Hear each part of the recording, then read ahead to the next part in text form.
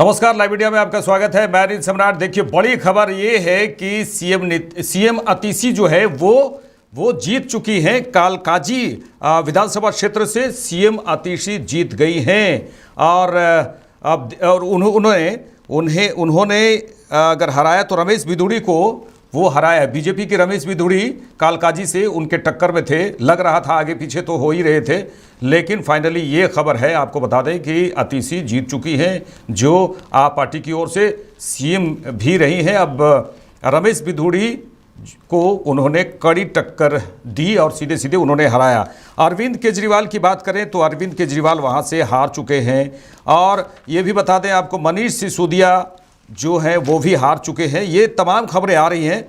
BJP बढ़त तो बनाए हुए है, शुरू से ही बीजेपी बढ़त बनाए हुए है। दिल्ली विधानसभा क्षेत्र की बात करें तो शुरू से ही बढ़त बनाई हुई है और आप पीछे धीरे धीरे पीछे, ये जो चुनावी पिच है क्रिकेट का की तरह जो चुनावी पिच है, उसमें लगातार चौके छक्के बीजेपी की ओर से लग रहे हैं। एक दो रन तो जरूर जोड़ रहे हैं आपकी ओर से, लेकिन खाता भी नहीं खुला है। कांग्रेस की बात करें तो खाता भी नहीं खुला है। लग रहा था कि ये त्रिकोणीय मुकाबला होगा, लेकिन दोनों तरफ से केवल बीजेपी और आप पार्टी की ही टक्कर यहाँ पर देखने को मिल रही है। और दिल्ली की जनता ने पूरी तरह से बदलाव का जो मूड बना लिया था, वो पता ही नहीं चल रहा कि दिल्ली की जनता आखिर चाह क्या रही थी, क्योंकि 10 साल आप पार्टी का शासन देखने को मिला और इसमें कई तरह की जो घोषणाएं हैं उस पर अमल नहीं कर पाए अरविंद केजरीवाल। और रेवड़ियाँ बांटने की बात करें, तमाम ऐसे आरोप लगाए बीजेपी की ओर से, लेकिन कहा जाए कि ये साफ हार जो है दिख रहा है। अभी से ही बीजेपी कार्यालय में और बीजेपी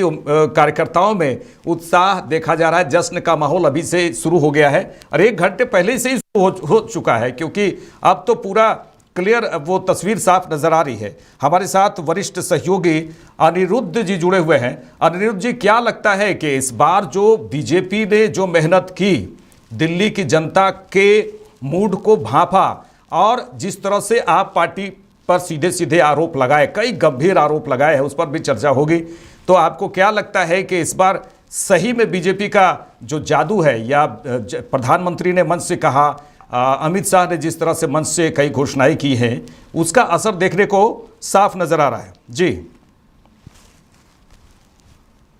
अनिल, भारत में जब जब चुनाव हुए हैं तो कहा जाता है कि जादू की छड़ी घुमाई जाती है। ऐसी कोई जादू की छड़ी भारत में नहीं। भारत की जनता जो है वो सब कुछ देखती है और उसका जो वोटिंग होता है निश्चित तौर पर परफेक्ट वोटिंग होती है। अगर केजरीवाल जी जो हारे हैं, अरविंद केजरीवाल हार गए हैं और लगभग 2100 वोट से वो हारे हैं और मनीष सिसोदिया 600 वोट से, यानी कि हार जीत का जो फासला है बहुत कम है। तो दिल्ली के लोगों ने बताने की कोशिश किया कि आपने जो काम किया, ठीक है, वो काम में कहीं न कहीं कमी रह गई, जिसके कारण सत्ता बदलने की जरूरत पड़ गई। आज 27 साल बाद बीजेपी को फिर सत्ता मिलने जा रही है और बीजेपी जब 93 में जब बीजेपी की सरकार दिल्ली में थी तो हालांकि वो भी नहीं चला पाए थे। 5 वर्ष में 3 मुख्यमंत्री थे, मदन लाल खुराना थे, सुषमा स्वराज थी वहां से। तो कहने का मतलब है कि उस बार जो लास्ट बीजेपी की सरकार दिल्ली में थी उसमें भी वो 5 साल कोई एक मुख्यमंत्री नहीं चला पाए। उसके बाद दिल्ली से सत्ता चली गई बीजेपी की। अब बीजेपी की सत्ता लगभग तय हो गई कि बीजेपी सरकार बनाने जा रही है और 3186 वोट के आसपास से जो है अरविंद केजरीवाल चुनाव हार गए हैं। तो निश्चित तौर पे अब जो सवालें उठ रही है, जो लोग कह रहे हैं, आम आदमी पार्टी कहते हैं कि हमने काम किया है, समझने की कोशिश करेंगे कि आम आदमी पार्टी यानी अरविंद केजरीवाल ने नई दिल्ली में काम क्या किया है।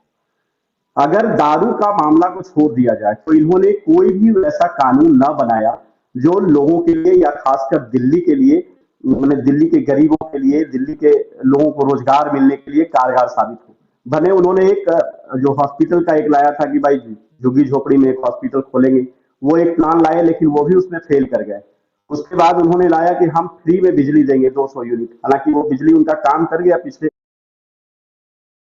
में उसमें काम किया, लेकिन इस बार वो जादू नहीं कर पाएंगे। तो जो योजना है खासकर गरीबों के लिए, आपने कहा था कि जब हम सरकार में आएंगे तो झुग्गी झोपड़ी दिल्ली से हटाकर उसको व्यवस्थित करेंगे, कुछ को छोड़ दिया जाए। तो उसके बाद आज भी दिल्ली में झुग्गी झोपड़ी हर जगह है, आपने व्यवस्थित नहीं किया। आप मोहल्ले की जो अस्पताल है उसकी व्यवस्था जो है आप कारगर नहीं कर पाए। और दारू के जब मसले आए तो आप 3 साल से सिर्फ दारू ही फंसे रह गए, यानी 21 में जिस तरीके से दारू की आपने कानून लाया, उसके बाद उसके बाद आप जेल गए, जेल जाने के बाद आप गए हम इस्तीफा नहीं देंगे, हम फिर से ही सरकार चलाएंगे, हम मुख्यमंत्री बन जाएंगे। तो दिल्ली ने साल भर में ये देखा है कि अरविंद केजरीवाल किस तरीके से नौटंकी कर रहे थे। देश के कानून में स्पष्ट है कि अगर आप जी गए हैं तो आप रिजाइन कीजिए।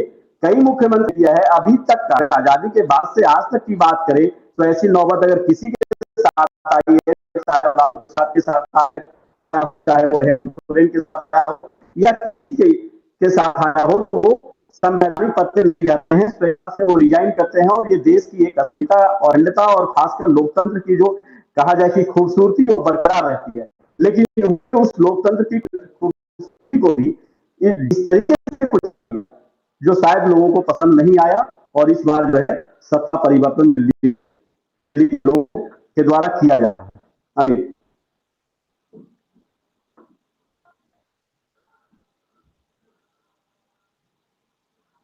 अनिरुद्ध जी, एक और बड़ी खबर हम आपको दे रहे हैं जिसमें सोमनाथ भारती की हार हो चुकी है। सोमनाथ भारती हार चुके हैं।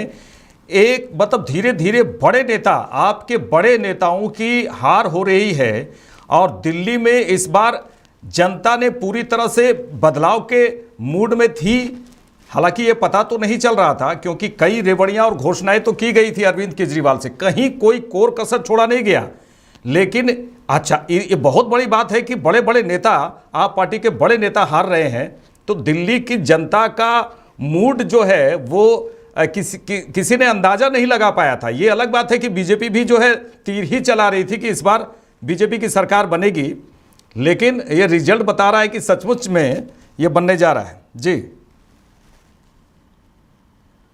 अनिल, ये साफ हो गया है कि बीजेपी की सरकार बनने जा रही है, इसमें कहीं दो मत नहीं है। 22 से आगे नहीं बढ़ रहे हैं। मैंने अगर रुझान की बात कर दिया जाए, अभी तक आगे की सबकी चर्चाएं कर दी जाए, तो ये 22 से आम आदमी पार्टी आगे नहीं बढ़ रही है और ये 48 के आसपास में है। तो निश्चित तौर पर जहां 70 विधानसभा की सीट हो वहां तो सरकार बननी लगभग तय है इनकी। और पहली चीज, दूसरी चीज ये है कि अनिल ऐसे समझें कि जब अरविंद केजरीवाल जेल में थे, उनको जब बेल मिला, बाहर कोर्ट ने एक दायरा फिक्स किया कि आप एज ए मुख्यमंत्री कोई फाइल पर हस्ताक्षर नहीं कर सकते हैं, आप एज ए मुख्यमंत्री कोई योजना का क्या कहते हैं घोषणा नहीं कर सकते हैं, कोई अध्यादेश नहीं ला सकते हैं, आप कैबिनेट को नेतृत्व नहीं कर सकते हैं, तब तक नहीं कर सकते हैं जब तक कि हमारा ये आदेश पर फिर पुनः कोई आदेश न दे।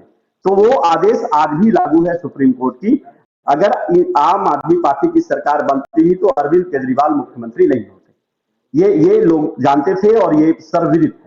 भरोसा जताती हुई नजर आई है क्योंकि अब निश्चित तौर पे अब तो बीजेपी की सरकार वहां बनने जा रही है और एक बड़ा ही अच्छा रुझान सीधे सीधे नजर आ रहा है। 47 सीटों पर आगे है और 23 सीटों पर अगर कहा जाए कि आप पार्टी है, और अगर कहा जाए देखिए आप पार्टी अभी 5 जीत चुकी है, 5 सीट जीत चुकी है, बीजेपी 10 और कांग्रेस का बिल्कुल खाता ही नहीं खुल पाया है। हम थोड़ा और भी चर्चा जारी रखेंगे, लेकिन जरा ये भी बताइए कि कांग्रेस आखिर कहाँ चूक हो गया कांग्रेस की ओर से, चाहे वो राहुल गांधी हो, प्रियंका गांधी हो, वो भी मंच में आए हैं और लगातार हमलावर हुए हैं आप पार्टी पर। हालांकि यहाँ पर इंडी गठबंधन लोकसभा में एक साथ, यहाँ पे बिल्कुल अलग, तो इसका भी असर जो है वो देखने को मिला क्योंकि इंडी गठबंधन यहाँ पर एकजुट नहीं था। जी अनिल, कांग्रेस को याद उस समय आती है जब वो हार जाती, तब वो कहते हैं कहीं ना कहीं चूक हो गई, जनादेश करते हैं, जनता का फैसला सर्वोपरि है। ये कांग्रेस को याद आती है उस समय जब इनकी हार होती है, इससे पहले कांग्रेस को याद नहीं आती है। आप एक गठबंधन बनाए देश में, तो दिल्ली में क्यों फेल हो गए, क्यों नहीं साथ लड़े आप करेंगे कुछ नहीं, बयानबाजी से चुनाव नहीं जीता जा सकता है। आप अगर एकजुट थे तो निश्चित तौर पे एनडीए के खिलाफ एकजुट होकर चुनाव लड़ना चाहिए था। यहाँ कांग्रेस के साथ लड़े और कांग्रेस भी जो है वो केजरीवाल के साथ चुनाव नहीं लड़ना चाह रहे थे, लेकिन जब देश की बात होगी तो एक मंच पर बैठेंगे। तो अगर आप अलग अलग राज्य में अलग अलग पैटर्न पे चुनाव लड़ते हैं तो फिर आपकी मुद्दा होनी चाहिए कि आप कैसा दिल्ली चाहते हैं, आप दिल्ली में क्या करने जा रहे हैं, आपकी योजनाएं दिल्ली में क्या है, आप कैसे केजरीवाल से बेहतर एक दिल्ली बना सकते हैं, या वर्तमान की जो दिल्ली है उससे बेहतर दिल्ली कैसे बना सकते हैं। सिर्फ बयानबाजी की केजरीवाल चोर हैं, मोदी चोर हैं, अन्य जो अमित शाह जो है वो भारत के जो अर्थव्यवस्था पर ताला लगा के रखे हैं, ये सब बयानबाजी से चुनाव नहीं जीता जा सकता है। ये जो चुनाव के जो नतीजे हैं दिल्ली, ये जीता जागता उदाहरण है। सिर्फ कहानी पर, सिर्फ कहावतें और सिर्फ जो है आप आरोप प्रत्यारोप में चुनाव नहीं जीत सकते हैं। और जनता निश्चित तौर पे अब जो है सब कुछ को बारीकी से समझती है कि आप कहना क्या। आपने फ्री तो बिजली दिया, कहां आपको वोट कहां मिला? आप हार रहे हैं चुनाव। आपने फ्री में हॉस्पिटल दिया कि हर टोले में एक अस्पताल देंगे, वहां डॉक्टर बैठेंगे, चुनाव हार रहे हैं। आप जो है मोहल्ला अस्पताल उसको कहा जाता था। 2020-21 अगर कोरोना काल की बात करें तो आप रोज प्रेस कॉन्फ्रेंस करके आते थे कि दिल्ली में एकदम बेहतर इलाज करवा रहे हैं, दिल्ली में हर लोगों का ध्यान रख रहे हैं, दिल्ली में कहीं कोई दिक्कत नहीं हो रही है। लेकिन खबर ये आ रही थी कि दिल्ली में ऑक्सीजन के बिना 2021 में कितनी लाशें पड़ी हुई। हमने देखा था वो विजुअल की दिल्ली में कैसे जहां लाश को जलाया जाता है, कहा जाए स्मशान घाट, वहां की कोई व्यवस्था नहीं थी, लाश पे लाश दिख रही थी और पड़े हुए थे। क्या व्यवस्था आपने किया था? सिर्फ प्रेस कॉन्फ्रेंस में आके बोलते थे कि हमने इतना ऑक्सीजन कर लिया, इतने डॉक्टर की बहाली कर ली, लेकिन दिल्ली के लोगों ने देखा था इस चीजों को। इस बार दिल्ली के लोग ये स्पष्ट समझ गए थे कि अब सत्ता परिवर्तन करने की जरूरत है। अरविंद केजरीवाल की बात करें, अगर पहली सरकार की बात करें तो वो बेहतर नहीं होगा, क्योंकि उसके बाद इन्होंने चुनाव जीत के आ गया। पहली बार जब सरकार बनी थी तो इन्होंने कहा था ना बंगला लेंगे, ना गाड़ी लेंगे, ना महल में रहेंगे, हम तो मेट्रो से जाएंगे, हमें कुछ नहीं चाहिए। लेकिन जब सरकार बनी थी तो विधायकों की क्या सैलरी होगी थी वो पूरा देश जानता है। आप कौन कौन सी सुविधा लिए वो पूरा देश जानता है। लेकिन शराब के मामले में निश्चित तौर पे अरविंद केजरीवाल उलझ गए। इन्हें समझ नहीं आया कि ये इतना बड़ा बखेड़ा बन सकता है और इतनी बड़ी बात हो सकती है और देश भर में इसकी निंदा हो सकती है। ये शराब वाले में बचते रहे, बचाते रहे, लेकिन ये बच नहीं पाए और लास्ट में जो संवैधानिक तौर पे जो न्यायालय में भी तो मामला चल रहा है, लेकिन जनता ने अपना आदेश और फैसला सुना दिया कि अब आप दिल्ली के लायक नहीं है। अनिल, लेकिन जनता ने अपना आदेश और फैसला सुना दिया कि अब आप दिल्ली के लायक नहीं। चलिए देखिए अनिरुद्ध जी, अगर पुजारियों की बात करें तो जिस तरह से 18,000 देने की घोषणा की गई थी अरविंद केजरीवाल की तरफ से, ये भी बड़ी बात है कि पूरा हिंदू वोट पर भी उन्होंने साधने की कोशिश की। उनको लगता था, अरविंद केजरीवाल को लगता था कि मुस्लिम जो मत है वो सीधे मेरी ओर तो है ही, लेकिन ये पुजारियों को जो 18,000 देने की बात की, उन्हें लगा कि ऐसा करने से हिंदू जो मत है वो ज़रूर मिलेंगे। लेकिन इस बार कुछ उल्टा ही नज़र आया, क्योंकि कई मुस्लिम महिलाएं और मतदाता भी बीजेपी को वोट दी हैं। तो ऐसा कुछ लग रहा है कि यहाँ पर कुछ है जो हालांकि साधने की कोशिश की है, लेकिन पता नहीं उसका असर यहाँ नहीं दिखा। लेकिन मुस्लिम पक्ष भी सीधे सीधे बीजेपी की ओर रुख नज़र आया इस बार।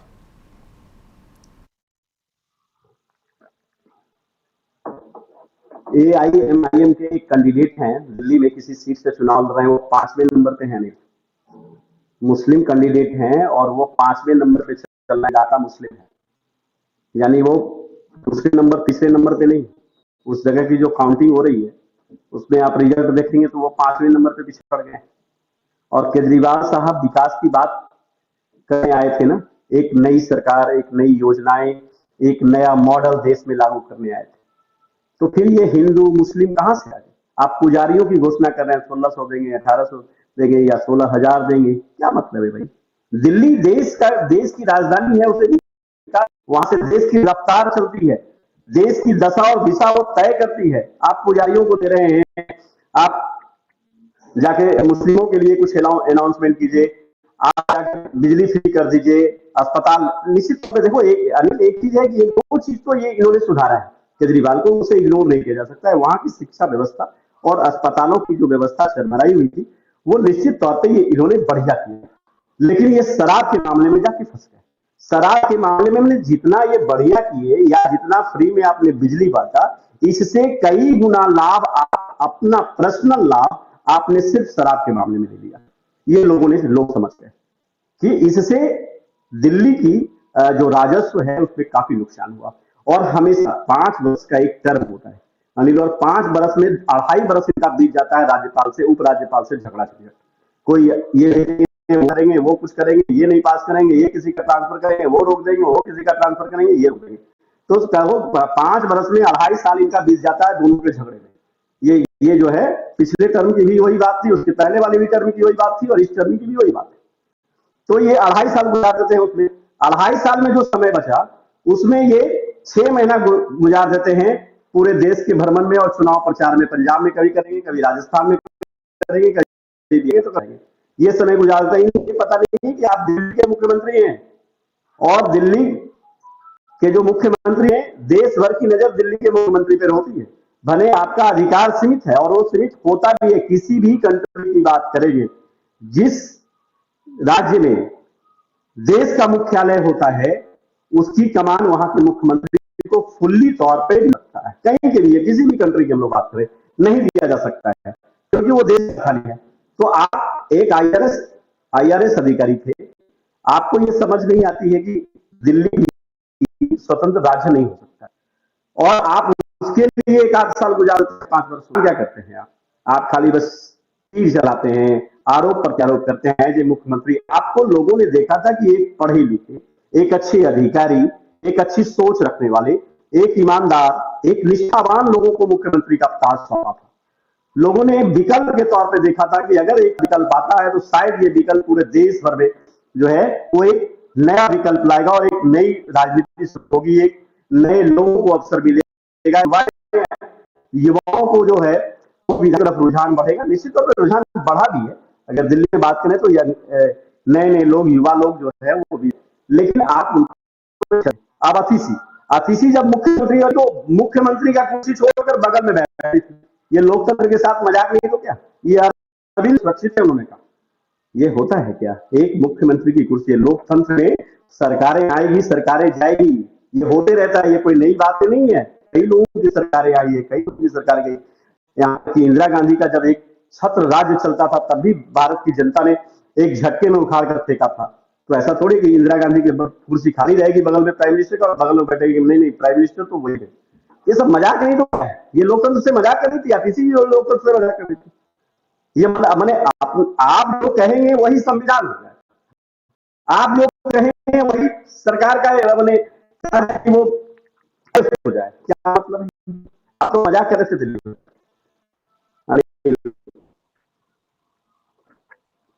जी जी हाँ अनिरुद्ध जी, बिल्कुल सही आप कह रहे हैं कि जिस तरह से वो एक के बाद एक ऐसे ऐसे काम करने, जैसे सीएम अतिशी को अगर बनाया गया है सीएम, तो ये उनका जो है सीएम की कुर्सी पर ना बैठना, बगल पे बैठना, और तमाम ऐसे काम हो रहे थे जो बिल्कुल अलग तरह का था। एक तरह से मजाक, या फिर कहा जाए नौटंकी, या फिर पूरी तरह से एक घमंड कि हम 10 साल हैं तो आने वाले समय में भी हम यही रहेंगे। उन्हें शायद ये भूल गए कि जनता जनार्दन है, ये कुछ भी कर सकती है। अनिरुद्ध जी, अब हम आपसे चर्चा जरूर इस बात को लेकर करेंगे कि पूर्वांचलियों का जो मुद्दा है, जिस तरह से बीजेपी ने घेरा इलेक्शन के दौरान कि पूर्वांचलियों के साथ में अच्छा व्यवहार नहीं किया, एक एक पॉइंट को कहा जाए कि आप पार्टी के हर एक एक पॉइंट को भी बीजेपी ने पकड़ा है और उसको लेकर एक राजनीतिक रूप देने की कोशिश की गई है। ये उस समय भी आप जरूर जिक्र करेंगे उसका, कोरोना के समय में किस तरह से बॉर्डर पर, दिल्ली के बॉर्डर पर जाने को मजबूर कर दिया गया कि आप दिल्ली छोड़ दीजिए, या कई बातें हैं जो पूर्वांचलियों को काफ़ी दुख पहुंचाया। इस बार लगता है, अनिरुद्ध जी क्या लगता है कि पूर्वांचली भी जो है पूरी तरह से गुस्से के मूड में ज़रूर आ गए कि आप पार्टी को नहीं देना है मतदान और बीजेपी को देना है? जी अनिल, निश्चित तौर पे जो है दिल्ली में कई राज्य के लोगों का दिल जरूर दुखा है, और वो दुखा है उनको कष्ट से नहीं, दुखा है इनके पाप से, इनके काम से, इनकी शैली से, ठीक है, जिसे बीजेपी निश्चित तौर पे उसका मुद्दा बनाया, और बनाना भी चाहिए। राजनीति में तो होता रहता है, मुद्दाएं कुछ भी बन सकती है, तो राजनीतिक मुद्दा इन्होंने बनाया। लेकिन बीजेपी इसलिए इस बार सजग रहेगी क्योंकि 27 साल बाद वो दिल्ली में उनका कदम रखा है। 27 साल बाद सत्ता में वापसी हो रही है और आम आदमी पार्टी विपक्ष में रहे तो एक मजबूत विपक्ष तो जरूर रहेगा। जब सत्ता पक्ष में रख के ये धरना देते थे तो जब विपक्ष में आ जाएंगे तो निश्चित तौर पर धरना होगा तो और शुरू हो जाएगा। मुझे याद है कि ये मुख्यमंत्री भी धरना दिए थे कि दिल्ली को पूर्ण राज्य का दर्जा दिलवाया जाए। तो अब जब विपक्ष में आएंगे, मजबूत पक्ष होगा, तो निश्चित तौर पे ये बीजेपी के लिए साधारण सी बात नहीं है। ये आसान तय हो सकता है कि आप वहां पर बेहतर बेहतर सरकार चलाने के लिए आप जो मर्जी है वो करते रहेंगे। तो लोकतंत्र में होना भी चाहिए कि विपक्ष अगर मजबूत है तो सरकार बहकेगी नहीं।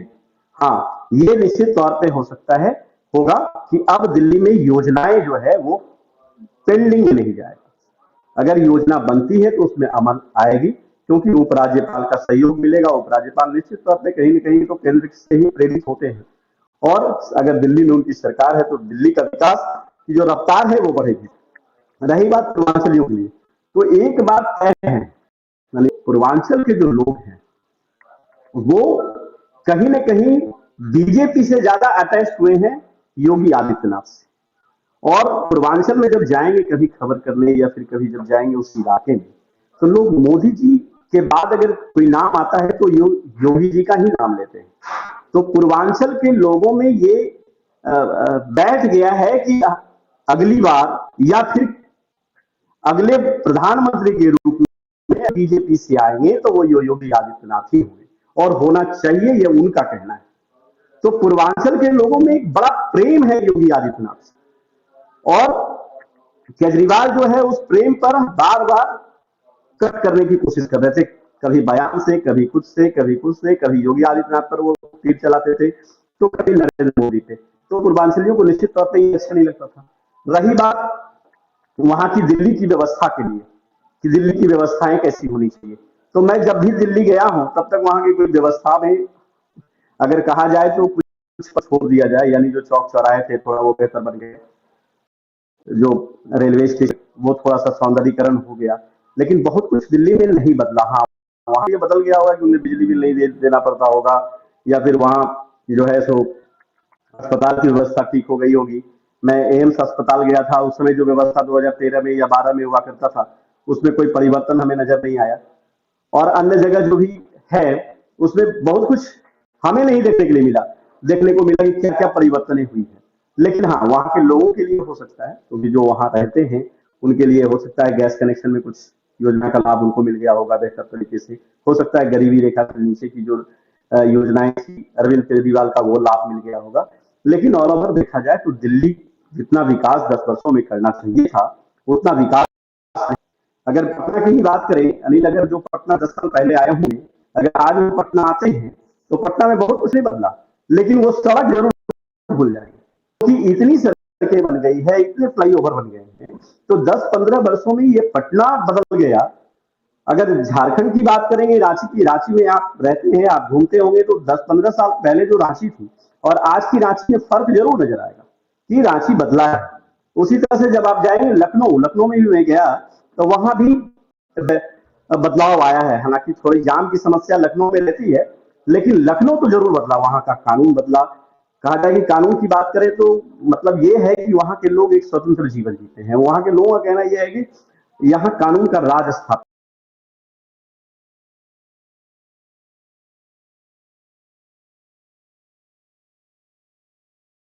चलिए, ये बिल्कुल सही है, तो आपने कहा है कि बदलाव तो देखने को मिलता ही है। अब रेवड़ियों की बात है, अब बीजेपी ने भी अगर कहा जाए रेवड़ियों पर आरोप लगा रहे थे कि रेवड़ियां हैं, कई मुद्दे हैं उस पर चर्चा हम जरूर करेंगे, लेकिन ज़रा इस पर भी बता दीजिए कि बीजेपी भी तो रेवड़ियां बांटने में पीछे नहीं दिखी, चाहे महिला सम्मान हो या फिर अन्य चीज़ों की भी बात की गई। लेकिन इसमें जो रेवड़ियां अगर कहा जाए कि बिजली फ्री, हर चीज़, बहुत सारा चीज़ फ्री किया गया आप पार्टी की ओर से, तो दोनों तरफ से तो रेवड़ियां दिखाई गई ये है। लेकिन ये जरा बताइए अनिरुद्ध जी कि क्या जनता को जो है बीजेपी की रेवड़ियां ज़्यादा पसंद आ गई? हालांकि कांग्रेस भी है लाइन में, लेकिन बीजेपी की रेवड़ियां ज़्यादा पसंद आई जनता को, ऐसा लग रहा है? नहीं अनिल, बात ऐसी नहीं है। जनता रेवड़ियां सिर्फ सुनती है, रेवड़ियां बस वोट नहीं देती है। आपको लगेगा जब चुनाव कवरेज किए होंगे तो आपको अंदाजा होगा कि चुनाव से 2 दिन पहले तक जो है ना लोगों की दिशा कहीं और रहती है, और लास्ट के जो 2 दिन बच जाते हैं ना वहां दिशा वो चेंज कर देते हैं। रात रात वोटर्स बदल जाते हैं, जो राजनीति के जो बहुत तीसमार खां कहा जाए ना वो भी सख्ते में आ जाते हैं। तो रेवड़ियां पसंद नहीं आती। लोगों के बीच ऑप्शन नहीं है, ऐसे समझा जाए। लोग चाहते हैं कि बदलाव हो, लेकिन विकल्प कौन है ये तलाशने की कोशिश करते हैं। अरविंद केजरीवाल एक विकल्प ही बने थे। लोगों ने देखा नो बीजेपी नो कांग्रेस, ये दोनों को मैंने देख लिया कि कैसे सरकार चलाती है, तो एक नया विकल्प केजरीवाल आ रहे थे। उस समय तो केजरीवाल को लोगों ने सपोर्ट किया। अभी क्या है, दिल्ली की बात, अगर इस चुनाव की बात करेंगे तो लोगों के पास विकल्प क्या है। राहुल गांधी के पास हमेशा स्पष्ट तस्वीरें नहीं होती है। चुनाव से पहले आप करेंगे क्या, एक कैसा सरकार बनाएंगे, कौन आपके मुख्यमंत्री होंगे, किस तरीके से आप सरकार चलाने की कोशिश करेंगे, इस पर वो बात कम करते हैं। लेकिन वो भी रेवड़ियां बांटने में पीछे नहीं रहते हैं, लेकिन दूसरे पर तंज कसने में सबसे वो आगे रहते हैं। तो होता क्या है कि लोग जो वोटर हैं वो विकल्प सोचते हैं कि आम आदमी पार्टी को आपने हम 10-15 वर्ष देख लिए, अब अगर सरकार बदलने की बात आई तो कौन है, तो कौन है, तो बीजेपी और कांग्रेस। तो कांग्रेस की स्थिति स्पष्ट नहीं है, और बीजेपी जो है वो कभी किसी राज्य में जीती तो कभी जीतती है, देश में भी चुनाव जीत कर आई है। तो निश्चित तौर पर लोग उस विकल्प को ज्यादा पसंद करते हैं, या हमें या आप ही, हम लोग जब कहीं जाते हैं, सपोज दैट हो जाए कि एक एक्सप्रेस ट्रेन है और एक पैसेंजर ट्रेन है और बाकी 8 घंटे बाद वाली ट्रेन है, तो अगर एक्सप्रेस ट्रेन हम लोगों से छूट गई या फिर एक्सप्रेस ट्रेन में जगह नहीं है चढ़ने के लिए, तो हम लोग सोचेंगे चलो अस्थिर से कम पैसेंजर पे तो बैठ के जाएंगे। 8 घंटे जब स्टेशन में इंतजार करेंगे उस समय तक तो हम अपने जहां जाना है वहां पहुंच जाएंगे। 8 घंटे तक इंतजार नहीं करेंगे। तो विकल्प मेरे पास वो पैसेंजर की ट्रेन भी आ गई। एक्सप्रेस ट्रेन में खूब सुविधाएं, लेकिन जगह नहीं है बैठने के लिए, या उसमें लटक के जाएंगे तो हो सकता है दुर्घटना घट जाए। तो ये सारी चीजें बस इसी तरीके से लोग भी हैं, वो समझते हैं कि अगर केजरीवाल ने इतना साल चलाया, हमने सरकार देख लिया।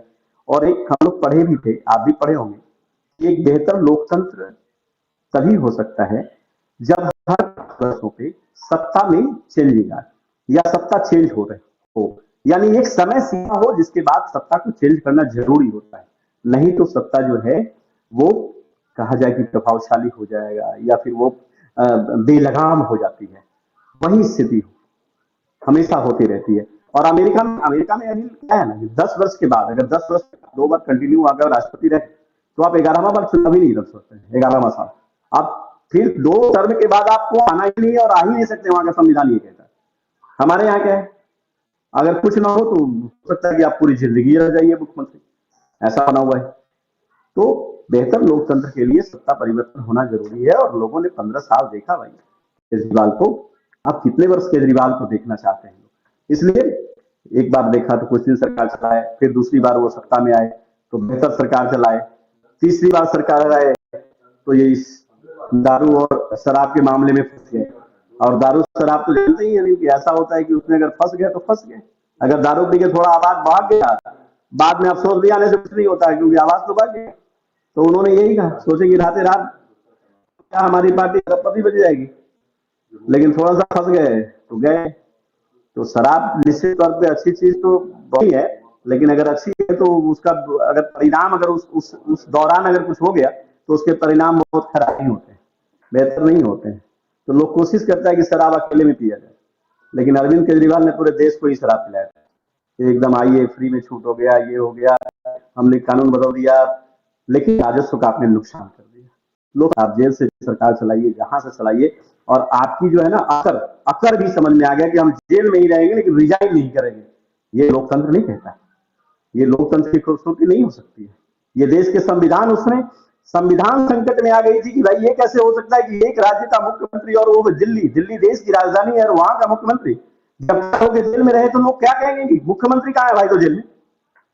तो ये बदनामी बहुत हुई है दिल्ली की, लेकिन चलो जनता का जनादेश है, जनता का जो आदेश है उसका हम सभी सम्मान करते हैं। यही हमारी देश की जो है लोकतंत्र की खूबसूरती है। और लोग निश्चित तौर पे चाहे वो पक्ष हो, चाहे वो, चाहे राहुल गांधी हो, सारे सम्मान कर रहे हैं। और निश्चित हमने तो देखा भी कि वो मनीष सिसोदिया का एक स्टेटमेंट आया था कि हम जनता का जो जनादेश है उसका सम्मान करते हैं। केजरीवाल साहब का भी आ ही जाएगा कुछ देर में, मोदी जी 7 बजे जा ही रहे, वो तो बता बनाएंगे भाई हमने तो जीत गया दिल्ली, एक बूढ़ा हमको लगता है कि भारत में जश्न मनाएंगे हर बीजेपी के लोग, लेकिन कुल आपसे चर्चा हो रही है, बहुत ही बेहतर आपने जवाब भी दे रहे हैं कि दिल्ली विधानसभा चुनाव में क्या कुछ हुआ है। देखिए, प्रियंका गांधी वाड्रा ने भी ये कहा है, कांग्रेस की हार को लेकर दिल्ली में ये कहा कि हम लोगों को मेहनत करने की ज़रूरत है, कांग्रेस को काफ़ी मेहनत करने की ज़रूरत है। दर्शकों को बता दें कि आपके बड़े दिग्गज नेता भी हार हुई है, हार हो रही है। अब देखने की बात है कि आगे क्या कुछ होगा। आतिशी ने तो जीत दर्ज की है, लेकिन कई ऐसे बयान भी आ रहे हैं, कई बड़े बड़े नेताओं के बयान आ रहे हैं काउंटिंग को लेकर कि क्या कुछ हो गया, आप पार्टी का जो किला है वो धराशायी हो गया, ताश के पत्तों की तरह वो बिखर गए, झाड़ू बिखर गया, तमाम बातें हैं। अनिरुद्ध जी, आपसे हम लगातार चर्चा करते रहेंगे। एक बयान, नेताओं के बयान आ रहे हैं, उसे हम सुनते हैं, उसके बाद फिर आपसे हम चर्चा करेंगे। You're going to destroy the plant, Sanjay. Yeah. Quickly ask me, please, because people are waiting. On the Delhi election results, what do you want to say? I think it was very obvious from all our meetings in Delhi and whichever people I was meeting that people wanted change. They were fed up of the way things were and they wanted change. I suppose they voted for change. My congratulations to all those who have won. And for the rest of us, it just means we have to work harder and we have to stay there, be on the ground and be responsive to the people's issues. Thank you. I'm sorry, I don't have time. I'm sorry, I have a lot of people. Lok Sabha का चुनाव हम सब कार्यकर्ताओं ने मिलकर बहुत मेहनत से लड़ा। जंगपुरा के लोगों ने, जंगपुरा विधानसभा के लोगों ने भी बहुत प्यार, मोहब्बत, सम्मान दिया, लेकिन 600 वोट से, लगभग 600 वोट से उसमें हम पीछे रह गए। तो मैं जो कैंडिडेट जीते हैं उनको बधाई देता हूं और उम्मीद करता हूं कि जंगपुरा की समस्याओं को वो हल करेंगे, जंगपुरा के लोगों की जितनी भी चीज़ें हैं उनको हल करेंगे। बाकी तो अब बाकी देखते हैं। नहीं, अब चूक तो आपको बताएंगे एनालिसिस करके। बहुत खुश हैं हम सब नई दिल्ली के लोगों को तहे दिल से धन्यवाद देना चाहेंगे। उन्होंने हमें समर्थन दिया, अपना आशीर्वाद दिया और एक मौका दिया उनकी सेवा करने का अगले 5 साल के लिए। तो बहुत बहुत खुश हैं। क्या लगता है अब आपके फादर जो है मुख्यमंत्री बनेंगे? देखिए, अभी तो विधायक होने की बहुत बहुत खुशी है और पार्टी ने आज तक उनके बारे में जो सोचा है, उन्हें जो पद दिया है, जो मौका दिया है, हमने उसे स्वीकारा है, इस बार भी स्वीकारेंगे जो वो देते हैं। जनता पार्टी की सरकार बनने जा रही है। मोदी जी का जलवा सर चढ़कर बोल रहा है और आम आदमी पार्टी की हार के बाद आम आदमी पार्टी के बड़े बड़े नेताओं की हार के बाद झूठ, फरेब,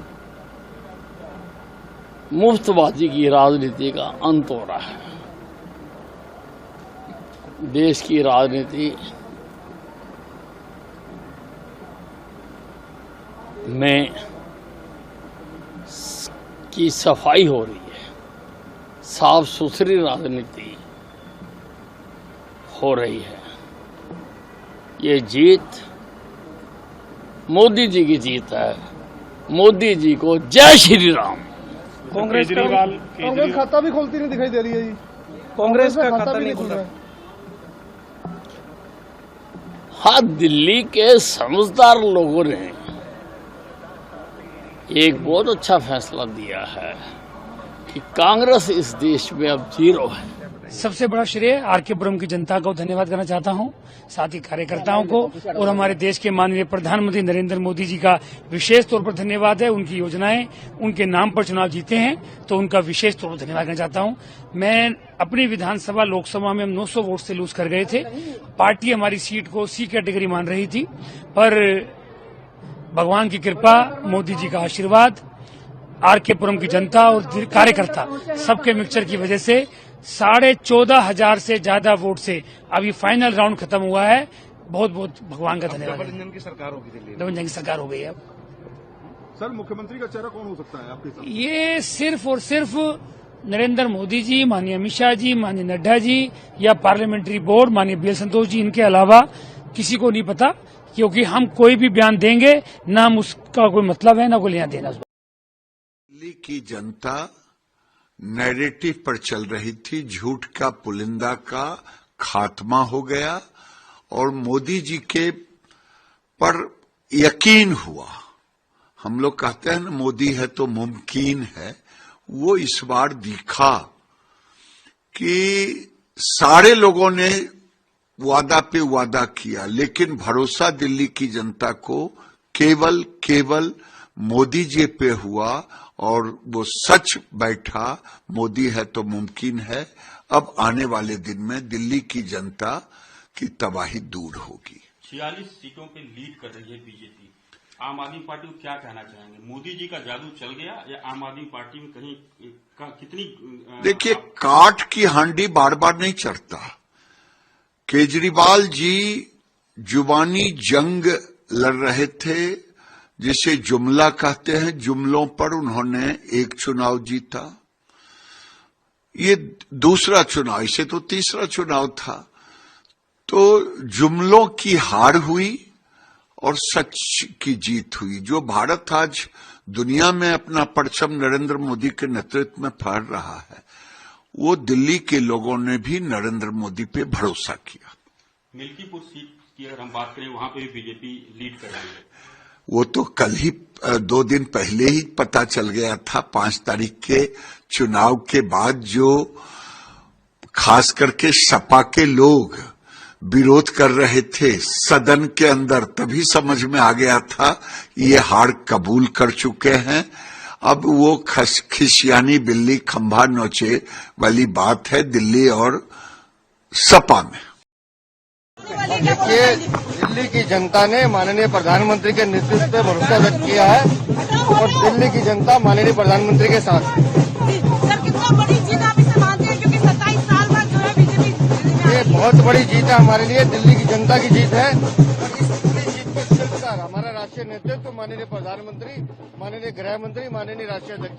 दिल्ली वासियों को बहुत बहुत बधाई देता हूं और मैं हृदय से धन्यवाद करता हूं कि उन्होंने इतनी अपार जीत हमें दी है और इतने लंबे समय के बाद में यहाँ पर भारतीय जनता पार्टी की सरकार बनी है। सबसे खुशी की बात यह है कि जो दिल्ली में सरकार बनेगी वो प्रधानमंत्री जी के साथ में चलकर काम कर पाएगी। हमें उनका 10 साल से साथ नहीं मिल पा रहा था, दिल्ली में कोई काम नहीं हो पा रहा था, मगर ये जो सरकार बन रही है दिल्ली में, ये प्रधानमंत्री जी के विजन को दिल्ली में लेके आएगी। तो मैं प्रधानमंत्री जी का धन्यवाद करता हूं कि उन्होंने अपना समय दिया और मैं ये जीत का श्रेय प्रधानमंत्री नरेंद्र मोदी जी को देता हूं। कौन होगा अब मुख्यमंत्री? आपको इस बात का भरोसा था? मैं दिल्ली की जनता का बहुत बहुत एक बार फिर से धन्यवाद करता हूं और ये जीत, ये प्रधानमंत्री नरेंद्र मोदी जी की जीत है, ये सभी दिल्ली वासियों की जीत है। मैं अभी जीत नहीं है, अभी जीतेंगे, अभी अनाउंस नहीं हुआ है, बट हाँ रुझान से लगता है कि हम लोग जीत रहे हैं भारी बहुमत से। क्या कुछ कहना चाहिए बीजेपी 27 साल बाद वापसी कर रही है? बीजेपी माननीय मोदी जी की नीतियों में पब्लिक ने, जनता ने विश्वास दिखाया है और सबसे बड़ी बात है जो आम पार्टी के अपने आप को दिग्गज मानते थे उनको बाहर का रास्ता दिखाया है। आज दिखा दिया दिल्ली की जनता ने वो कितनी समझदार है। जो लोग झूठ बोलकर सरकार में आना चाहते हैं उनको वो सहन नहीं करेगी, ये दिखा दिया और मोदी जी पर विश्वास जताया है आज आम दिल्ली की जनता ने। सीएम केजरीवाल देखिए, हम लगातार दिल्ली की दंगल की बात कर रहे हैं। हम दर्शकों को अपडेट भी बताते जा रहे हैं कि क्या कुछ दिल्ली में जो काउंटिंग हो रहा है, क्या कुछ हो रहा है। 47 सीटों पर बढ़त बनाए हुए हैं, कई दिग्गज आपके हार चुके हैं और बीजेपी के कई उम्मीदवार जीत चुके हैं। 23 सीटों पर जो है बढ़त बनाए हुए हैं आप, और 0 पर अभी कांग्रेस है। हमारे साथ अनिरुद्ध जी भी जुड़े हुए हैं, तमाम बातचीत हम कर रहे हैं। देखिए, अगर चुनावी पिच की बात करें तो जो बॉलिंग हो रही है वो जनता बॉलिंग कर रही है। ये काउंटिंग जो 5 फरवरी को जो मतदान हुए, अभी देखिए यहाँ पर जनता बॉलिंग कर रही है। 47 रन, अगर बता दें कि 47 रन बीजेपी ने बनाए हैं, 23 रन अभी आप पार्टी बनाई है। अब ग्राफ जो है कुछ ऊपर नीचे जरूर हो रहा है और पूरी तरह से जीरो पर जनता ने आउट कर दिया है कांग्रेस को और अन्य दलों को। अनिरुद्ध जी, जो आपदा वाला जो बयान है, अनिरुद्ध जी, आपदा वाला जो बयान है, जिस तरह से प्रधानमंत्री ने कहा कि आपदा जो है पूरी तरह से दिल्ली को बर्बाद कर चुकी है, ये आपदा ही की ही तरह आप पार्टी को उन्होंने संबोधित किया, आपदा है। क्या लगता है ये जो बयान होते हैं, जो मंचों से दिए जाते हैं, बड़े बड़े बयान होते हैं, और प्रधानमंत्री नरेंद्र मोदी जब भी बयान देते हैं, मंच से जब भी बोलते हैं, भारी संख्या में लोग वहाँ मौजूद होते हैं, ये आपदा जो शब्द है ये भी भारी पड़ता नजर आया आप पार्टी को, क्या लगता है आपको? निश्चित तौर पर अनिल, आपने ये जो कोर्ट शब्द किया है बेहतर से, और ये कहने की केजरीवाल जनता के मूड को भांप नहीं पाया, जनता क्या चाहती है। आप जब सरकार पहली बार बनाए थे या दूसरी बार बनाए, तीसरी बार की बनाए, ठीक है, तो आप लोगों के बीच जाते थे, लोगों से मिलते थे, आपको हमने देखा है झुग्गी और झोपड़ियों में जाते हुए, वो सब पर पहन लग गई, वो सब जाना इन्होंने बंद कर दिया। सिसोदिया साहब जब मिनिस्टर बने थे और जब थे तो कई बार हमने देखा कि अचानक स्कूल चले जाना, अचानक डीडी ऑफिस चले जाना, अचानक किसी का चालान नहीं जमा हो रहा है, अचानक किसी का बिजली बिल जमा नहीं हो रहा है, अन्य जगह कई बार हमने देखा है उनको जाते हुए। तो जब ज्यादा से वक्त बीत जाता है ना, तो ये लोग जो पब्लिक से मिलने की बात होती है, पब्लिक से जाकर बात करने की बात होती है, वो सब धीरे धीरे भूल जाते हैं। यही राजनीति का तकाजा भी यही है, लोग पब्लिक से दूर होते चले जाते हैं कि अब सत्ता कहीं नहीं जाने वाली है, और उसके बाद फिर वो अपना जो उन्हें करना है वो करने की कोशिश करते हैं। नतीजा है कि जनता समझदार है, समझ जाती है। तो आपदा जो शब्द है उस पर आपने वार किया, अब तो समझाना पड़ेगा ना भाई, आपदा है क्या। आप उस तरीके को क्यों नहीं समझाए कि आपदा कैसे, क्यों, कब। अगर आपदा आती है देश में तो निश्चित तौर पे उसके एक जांच आयोग बैठती है, जांच रिपोर्ट आती है कि आपदा में कितना का नुकसान हुआ। तो ऐसे ऐसे शब्द अब राजनीति में प्रयोग होने लगे जिसका कोई मतलब नहीं है और जिसका कोई अर्थ नहीं है, या फिर अगर आप कुछ बात रखते हैं, मैं बार बार कहता हूं अनिल की एक अच्छी राजनीति भारत में जो है आज से 30 वर्ष पहले ही समाप्त हो चुकी है। अभी आपने देखा ना कि आप गिरिराज सिंह बोल रहे थे कि काठ की हांडी बार बार नहीं चढ़ती है, तो हमें ये बताइए कि नरेंद्र मोदी के बाद बीजेपी में कौन है। सब लोग यही कहते हैं कि मोदी ने जीता है, मोदी ने जीता है। ठीक है, मैं मान लेता हूं कि मोदी नहीं जीता है, लेकिन मोदी कब तक जीतते रहेंगे। आप क्यों नहीं जीतते हैं, आपकी अपनी अहमियत कहां गई, आप अपने आप को सशक्त बीजेपी में क्यों नहीं कर रहे हैं, आप अपना प्रभाव क्यों नहीं बना रहे हैं। सवाल ये है, मोदी कब तक। अगर मोदी नहीं रहे, मोदी 75 साल के बाद अगर वो चले गए झोला झपटा उठा के प्रधानमंत्री आवास से कि भाई अब हम चले मार्गदर्शन टीम में या मार्गदर्शक मंडल में शामिल होने चाहे देश की, ये सवाल जनता जानने की कोशिश करती है। ये सवाल बीजेपी से भी सवाल है। आप सिर्फ मोदी जीत गए, मोदी के चेहरे जीत गए, मोदी में हो गया, मोदी के नाम पर जीत गए, कब तक आप मोदी के नाम पर जीतते रहेंगे। तो सवाल ये जनता पूछी, और मोदी को भी इस बार चुनाव जीतने में, खुद का चुनाव, जिन्होंने कहा कि हम एक नया वाराणसी बनाए हैं, हम एक बेहतर उत्तर प्रदेश बनाया है, और निश्चित तौर पर बनारस में बदला भी बहुत कुछ है, लेकिन उन्हें क्यों कष्ट करना पड़ा, उन्हें क्यों जीतने में काफी स्ट्रगल करना पड़ा, क्योंकि देश की जनता बता रही थी कि संभलिए, संभलना जरूरी है, नहीं संभले तो फिर आपको भी जवाब देना पड़ सकता है। अपने नाम पर जितना आप जीतते जा रहे हैं उसके बिहार में बीजेपी को, और बीजेपी ने समझा है इस चीजों को, तो ये मुद्दा बना लेते हैं, राजनीतिक मुद्दा बना लेते हैं। बनाते रहिए, सरकार आएगी, अब देखना ये होगा कि मुख्यमंत्री आपके कौन होंगे, आप कैसे एक बेहतर मुख्यमंत्री प्रस्तुत कर सकते हैं। एक आपको ईमानदार मुख्यमंत्री केजरीवाल के सामने लाना पड़ेगा, और इसमें मोदी माहिर है। हमने यूपी में भी देखा, हमने मध्य प्रदेश में भी देखा, छत्तीसगढ़ में भी देखा, उत्तराखंड में भी देखा है कि शायद जो रेस में रहते हैं वो मुख्यमंत्री नहीं बनते। तो अब ये देखना होगा कि मुख्यमंत्री कौन होगा, और हमें जहां तक लगता है कि कोई युवा ही कोई दिल्ली का कमा सकता है। हालांकि ये सब नेट में होती है, लेकिन कई युवा जीते हैं बीजेपी से, निश्चित सवाल भी मिला उसमें कैसे ये तराशते नहीं है, उसको तराश कर कैसे लाते हैं, कौन से विधायक को चलिए ये अनिरुद्ध जी मोदी के जरा नजर ये में बड़ा देखिए, बड़ा हम दर्शकों को ये बता दें। तराशते नहीं है, उसको तराश जी। कर कैसे लाते हैं, कौन से विधायक को ये अनिरुद्ध जी जरा ये देखिए। चलिए अनिरुद्ध जी, हम देखिए हम आपसे ये जानना चाहेंगे, और भी बातें हैं। देखिए दर्शकों को ये बता दें कि जो भी जेल गए आप पार्टी की ओर से, चाहे अरविंद केजरीवाल जेल गए हार गए, मनीष सिसोदिया जेल गए हार गए, सत्येंद्र जैन जेल गए हार गए, ये जनता का जो मूड है वो देखने को मिल रहा है कि किस तरह से जनता ने, एक तरह से कहा जाए कि उन्हें जेल की जो कार्रवाई है वो अलग है, लेकिन जनता ने भी यहाँ पर कार्रवाई कर डाली है। अनिरुद्ध जी, अगर चलिए एक बात तो ज़रूर इस पर करेंगे, क्योंकि यमुना नदी की बात हो रही है। यमुना नदी साफ नहीं हुआ, इस पर बीजेपी ने हमला हुए कई बार कि यमुना नदी आपने साफ नहीं किया, अरविंद केजरीवाल ने साफ नहीं किया, और उल्टे अरविंद केजरीवाल ने सीधे हरियाणा सरकार पर भी उन्होंने कह डाला कि जहर वहीं से मिलाया जा रहा है, उसके बाद हमारे इंजीनियर ने रोका है। बीजेपी ने यह कहा है कि 3 साल के अंदर हम यमुना नदी को पूरी तरह से साफ करेंगे, क्लीन करेंगे, और उसके बाद लोगों को जो है वो जल देंगे। क्या लगता है आपको कि 3 साल के अंदर बीजेपी ये कर पाएगी, या फिर वो भी अरविंद केजरीवाल की तरह समय पर समय लेगी? जी अनिल, भारत की सरकार ने एक नमामि गंगे परियोजना लाई। वो उमा भारती उस समय मिनिस्टर थी, विभाग की मिनिस्टर थी। आज कई वर्ष बीत गए, हमको लगता है कि वो टर्म पार के दूसरा टर्म भी आ गया। आज तक नमामि गंगे की परियोजना पूरी नहीं हो पाई, गंगा साफ नहीं हो पाई। मेन मकसद था गंगा को साफ करना, आज तक गंगा साफ नहीं हुई। ये यमुना नदी को साफ करेंगे, जहर कहां से मिलाया जा रहा है, ये सब सिर्फ और सिर्फ कहने की बात है। यमुना नदी को साफ करेंगे इसलिए चुनाव जीत गए, ये कहीं से भी नहीं पचने वाली बात होती है।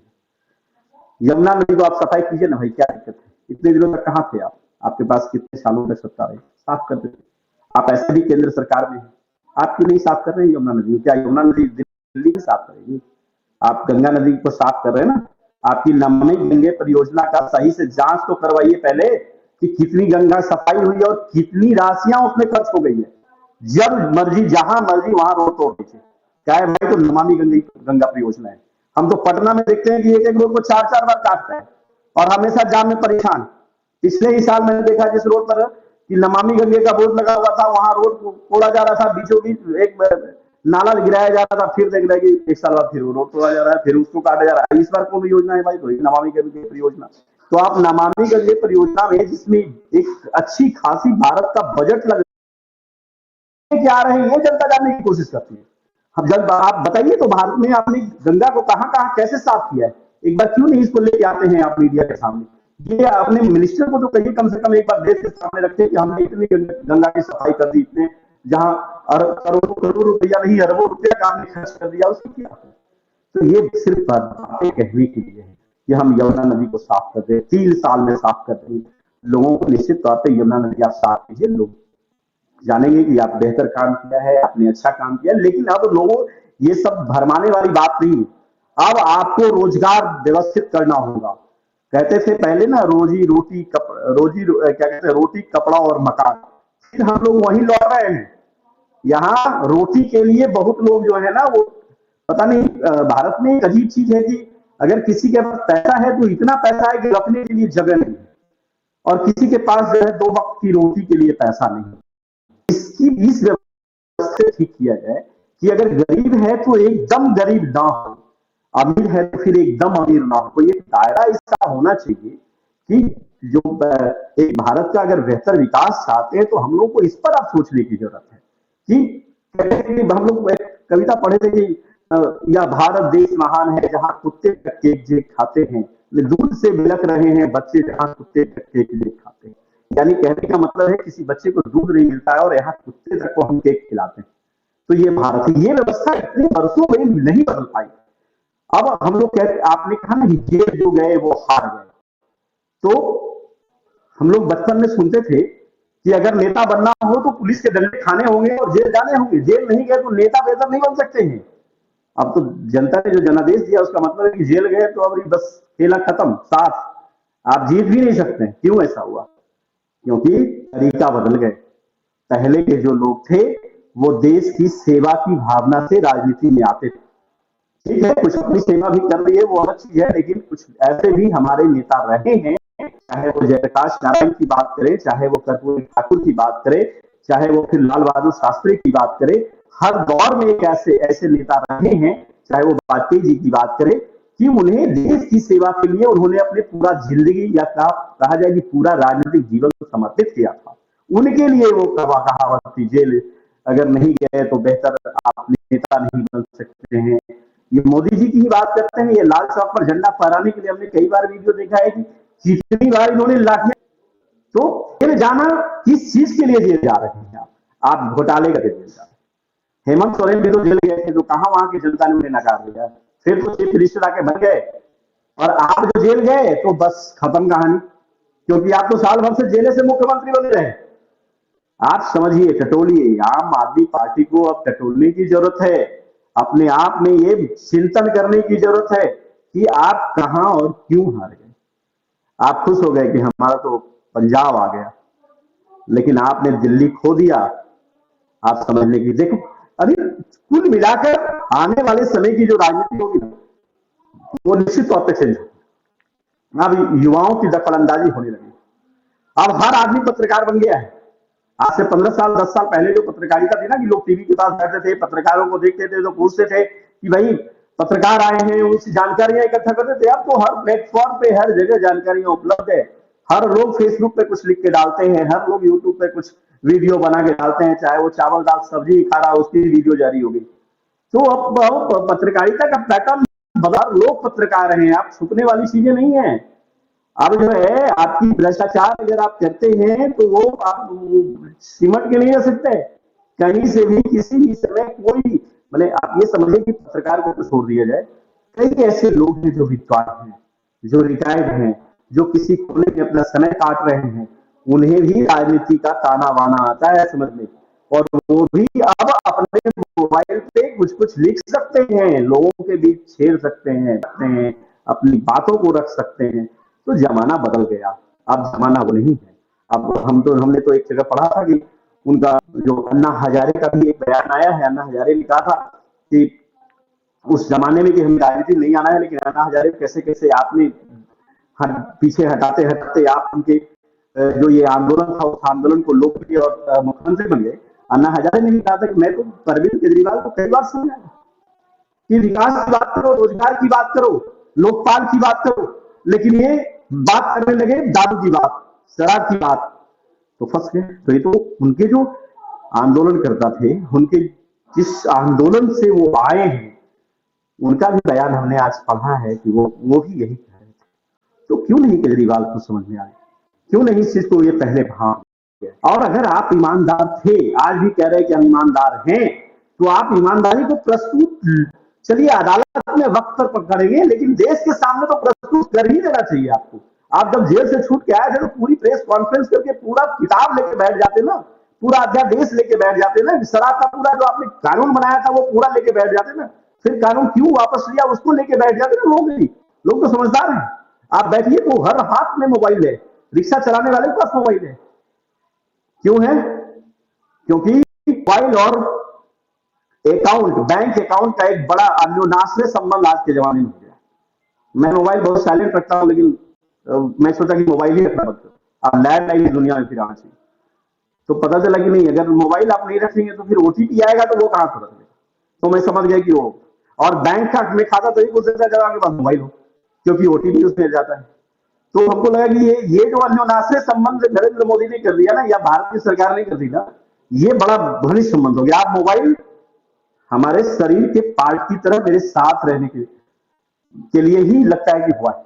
अगर ये अलग रहता तो निश्चित तौर पर मोबाइल नहीं रखते तो कोई बात नहीं, लेकिन जमाना बदल गया। इसलिए केजरीवाल जी को ये चीज समझने की जरूरत है। आप चिंतन कीजिए, मंथन कीजिए, और कांग्रेस को चिंतन मंथन करने की जरूरत नहीं है, क्योंकि वो सिर्फ आज बड़े बड़े भाषण देंगे। बिल्कुल सही आप कह रहे हैं। देखिए, आपने ये भी कहा कि कई उम्मीदवार जो जीते हैं वो लगातार ये कह रहे हैं कि मोदी का ये असर है।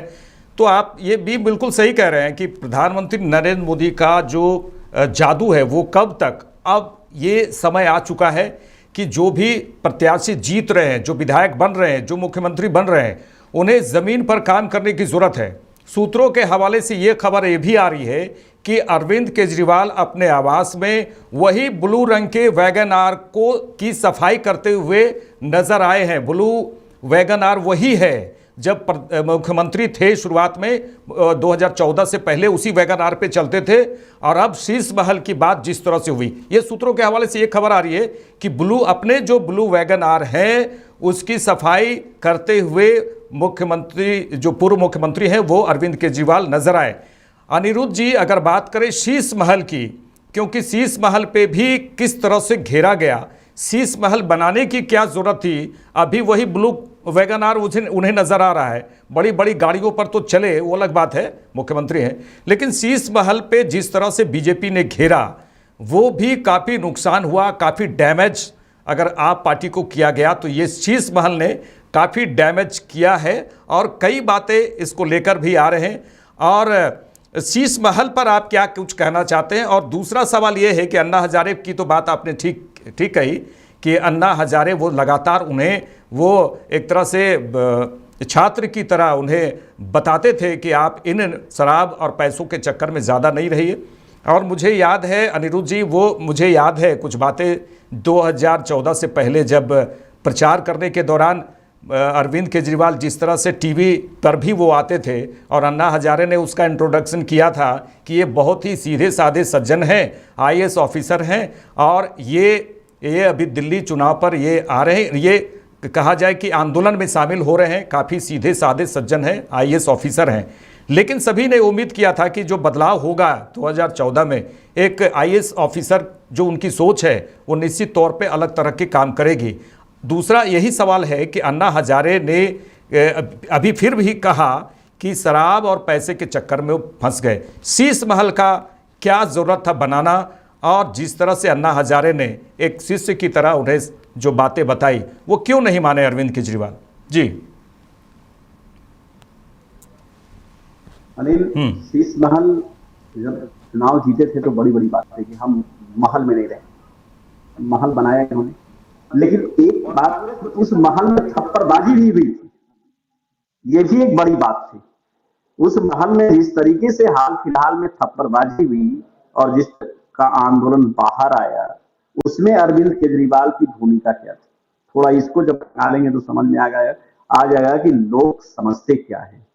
आपने कभी भी इस तरह का एक्शन नहीं लिया। आपके जो भी अधिकारी बैठते थे, जो अधिकारी से जो जनता के लिए कि भाई एज ए मुख्यमंत्री के बिहाफ में ये जो है काम करेंगे, मुख्यमंत्री की फाइलों को देखेंगे, मुख्यमंत्री के विधायकों से बात करेंगे, उनका रुख क्या था, किस तरह का रुख वो उन्होंने अख्तियार किया था, एक वक्त है।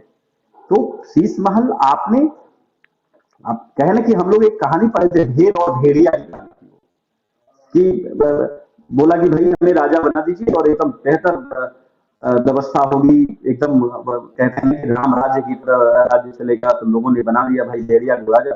पता चला कि जब वो राजा बन गया तो पता चला कि उसके सुबह में इतना भेड़ चाहिए नाश्ता में, इतना भोजन में, और इतना डिनर में, इस तरह से भोजन चाहिए। तो ये भेड़िया एक कहानी पढ़े थे। और एक कहानी पढ़े थे हम लोग, एक नील गाय थी, वो गाय, ये क्या कहते हैं उसको, एक गीदड़ था, गीदड़ जो है सो वो कहीं जा रहा था, तो एक जो पहले जो धोबी हुआ करता था उसके नाक में नील घोड़ा हुआ रहता था, तो नील में कहीं गिर गया तो उसका कलर चेंज हो गया, तो वो बाहर आया, कहा कि हम तो भगवान के दूत बन के आए हैं। तो लोगों ने बड़ा उनको, माने उनके जो थे वो सारे गीदड़ उनका स्वागत सत्कार भगवान मानने लगे। एक रात में गीदड़ जो है हुआ करने की आदत है, गीदड़ ने हुआ किया, बस ये भी उससे ज्यादा हुआ करने लगा। तो समझ गया अरे भाई ये कोई भगवान का रूप नहीं है, तो हम लोगों का ही, उनकी पोल खुल गई। तो ये भी बता दिए कि हम सब राजनीति बात से अलग नहीं है, हम भी वही हैं, हम जनता को बुड़वक बना के सत्ता ले आना है, बाकी तो हम सब एक ही है। बाकी तो अगर लालू जी ने घोटाला किया तो आपने कौन बड़ा, अगर हम निकाले अनिल इस बात की भी चर्चा अगर करें कि लालू प्रसाद ने कितने का घोटाला किया था और केजरीवाल के ऊपर कितने घोटाले के आरोप में, तो पता चलेगा कि लालू से बड़ा घोटाला केजरीवाल का। अब तो आप एक लालू लालू लालू यही केजरीवाल कहने वाले हैं कि लालू जी जिस मंच पर बैठेंगे उस पर केजरीवाल नहीं बैठ सकता है, क्योंकि लालू जी जो है वो चोर थे, वो ज्यादा चोर थे, उन्होंने घोटाला कर दिया। यही पटना के गांधी मैदान मुझे याद है, उसमें केजरीवाल बैठने से भी कतरा रहे थे और नहीं तो उसमें इसलिए नहीं आए क्योंकि लालू जी समारोह में थे। आज आपके ऊपर कितना बड़ा आरोप लगा है, आप उसको उस पर क्यों नहीं कहना चाहते? हम बार बार कहते हैं, देखो अनिल, हम बार बार यही कहना चाहते हैं कि हम पर आरोप लग सकते हैं, आप लगा सकते हैं, हमारे ऑफिस के साथियों पे लगा सकते हैं कि भाई जो कमिटमेंट आए वो कमिटमेंट, लेकिन आरोप को प्रमाणित करना बहुत बड़ी बात होती है। किसी पर भी आरोप थाने में एफआईआर भी दर्ज की जा सकती है, लेकिन आरोप को प्रमाणित करना मुश्किल होता है। जब आरोप केजरीवाल पे लगा या मेरे को लगेगा तो हम लोग बताएंगे ना कि हमारा आरोप लगा है वो निराधार है, बिहार में मेरे पास ये सबूत के तौर पर है कि हम पर जो भी आरोप लगा वो, तो केजरीवाल को भी इस चीज को आरोप जब आप पर लगा तो निश्चित तौर पे उसको उसकी सबूत तथ्य के साथ, साक्ष्य के साथ आप लोगों के बीच में आपको देनी चाहिए थी, आपने दिया ही नहीं। आप साल भर कहे कि हम सबका जेल से चलाएंगे, जब देश का कानून ये कहता है कि जेल में जो लोग हैं वो किसी भी प्रकार का हस्ताक्षर बिना जेलर के परमिशन का किसी भी दस्तावेज पे नहीं कर सकते हैं, तो फिर आप ऐसे मुख्यमंत्री हस्ताक्षर कैसे करने पे आने हुए थे? हुआ वही कि आप नहीं कर पाए। तो जो देश की लोकतंत्र है, जो देश का संविधान है, कहते हैं कि हमारा जो ग्रंथ है, जिस ग्रंथ पे अगर महाभारत रामायण की बात करें तो वो तो हमारी धार्मिक ग्रंथ है, लेकिन अगर देश का कोई ग्रंथ है, देश का अगर कोई रामायण है तो वो संविधान है। अगर संविधान इसकी इजाजत नहीं देता है तो उसके साथ खिलवाड़ करने की कोशिश क्यों की? इंदिरा गांधी की सत्ता थी, अगर उन्होंने प्रधानमंत्री की कुर्सी छोड़ा तो उन्होंने, और ये यही देश है जो इंदिरा गांधी को भी गिरफ्तार होना पड़ा था। ये वो देश है, ये वो देश है कि इंदिरा गांधी को भी लखनऊ में अगर उनकी गाड़ी लग गई थी नो एंट्री में तो उनको भी, और यही देश के एक आईपीएस अधिकारी वहां के थे, उन्होंने कहा कि प्रधानमंत्री गाड़ी हो चाहे राष्ट्रपति गाड़ी हो, नो एंट्री में है, फाइन तो बढ़ेगी, भरना ही पड़ेगा। उन्होंने चालान काटा और जब उन्हें बुलाया गया दिल्ली, जब वो गए एज ए प्रधानमंत्री इंदिरा गांधी से मिलने, इसका चालान उन्होंने काटा था, तो इन्हें लगा कि आज तो हमारा ट्रांसफर होना है या हमारे निलंबन होना है या जो बात सुननी पड़ेगी, वो दिल को बड़ा कठोर करके गए थे। और जब गए तो इंदिरा गांधी खड़ा होकर कहती है कि गर्व है हमारे तुम्हारे जैसे अधिकारी कि एक कभी तुम्हारे दिमाग में ये नहीं आया कि एक प्रधानमंत्री की गाड़ी का हमने चालान काटा है। तो वो देश के लोग, वो देश का लोकतंत्र था कि वो अपने जगह, आप अपनी जगह पर, कुर्सी अपनी जगह पर, कुर्सी वही रहती है, लोग बदलते रहते हैं, लेकिन सभी की मंशा यही होती है कि हम देश के लिए, हम राज्य के लिए एक बेहतर काम करें। अनिल, हम लोग भी जो काम कर रहे हैं या आप जो काम कर रहे हैं या हमारे ही मीडिया हाउसेज में 10 लोग काम कर रहे हैं, तो किसी न किसी रूप से इसके विकास में भागीदार है। हम सिर्फ अपना कमाने के लिए या अपने पैसे के लिए या अपनी रोजी रोटी चलने के लिए काम नहीं करते। वो एकमात्र है कि ये जीवन का आधार है कि हमें ये चाहिए, लेकिन हम किसी न किसी तो देश के विकास में भागीदार हम सभी लोगों को बनना है। चाहे वो किसी रूप में एक मजदूर भी अगर मजदूरी कर रहा है तो वो देश के विकास के लिए भागीदार है। आप कैसे सोच लें कि हमारी पार्टी को इतनी फंडिंग जाएगी, हवाला से जाएगी और ये छुप जाएगा देश में? संभव है क्या? ये डिजिटल जमाने में आप छुपा लेंगे? आप जब घर आए तो ईडी चोर हो गए, सीबीआई चोर हो गई, देश की एजेंसियां चोर हो गई, इलेक्शन कमीशन चोर हो गया कि भाई यही केजरीवाल कहने वाले हैं कि जो ईवीएम है ना उसमें घपला है। भाई आप क्या बोल रहे हैं? आप एक अधिकारी हैं, आप एक यहाँ के सबसे बड़ी परीक्षा को क्रैक करके आए थे और आप इस तरह का बात करते हैं, तो लोग यही समझे कि केजरीवाल भी किसी से अलग नहीं है। हम लोग को बेवकूफी है, हम लोग समझ नहीं पाए कि एक बेहतर विकल्प ये बन नहीं पाए हैं और नहीं बने। और ये जो हक पिछले साल उनको जो हक जब जेल गए और ये लगातार तोड़े नहीं ना, तो इनका इस साल भर में बहुत ज्यादा डैमेज हो गया। साल भर में इनकी जो भी छवि थी वो ये 6 महीने या 9 महीने या साल भर की बात करें, ये इनकी छवि खराब हो गई, लोगों के नजर में ये गिरने लगे। ये आप तो जानते ही है ना कि दिल्ली में बहुत सारे लोग बुद्धिजीवी वर्ग के लोग रहते हैं, वोटर हैं, वो ये सोचते थे कि झोपड़ी वाले वोटर ही हमें जिता देते हैं, झुग्गी में रहने वाले को दो हम बिजली फ्री कर दिए तो सारे लोग खुश हो गए। अरे वहां एक से एक राजनीतिकार, साहित्यकार, इतिहासकार, फिलोसफर, रिसर्चर, कितने लोग दिल्ली में रहते हैं और वहां की जो विश्वविद्यालय है वो क्या है और कैसे लोग वहां रहते हैं, ये तो हम लोग अच्छी तरह से जानते हैं। आज भी अगर देश में शिक्षा की बात करें हम कि बेहतर शिक्षा किस जगह की है, तो अचानक याद आती है कि दिल्ली की शिक्षा व्यवस्था बेहतर है। आज भी अगर बात करें कि यूपीएससी जो भारत की सबसे बड़ी नौकरी देने की जो बनी हुई है हमारी इकाई, उसकी तैयारियां सबसे बेहतर कहाँ होती है, तो एकदम अनायास नाम याद आएंगे कि वो दिल्ली ही। तो ये कैसे भूल गए? दिल्ली कहा गया है ना, दिल्ली के हर एक ईंट की कहानी, दिल्ली की जो दास्तान है वो पूरे देश की दशा और दिशा आज भी तय करती है और पहले ही तय करती थी। और ये दिल्ली के मुख्यमंत्री होके जेल से ये दिल्ली की सरकार चलाना चाहे, अपने आप को मुख्य, जनता ने आपको दिया है तो आपकी बकौती सीट तोड़ेगी कि हम नहीं रहेंगे तो नहीं चलेगा, हम नहीं रहेंगे तो अतिथि बगल में बैठ के देश राज्य चला लेंगे, लेकिन वो कुर्सी खाली रहेगा केजरीवाल की कुर्सी। लो, जनता ने बता दिया कि कुर्सी खाली ही रखो, ये कुर्सी की तरफ दूसरे लोग आएंगे। तो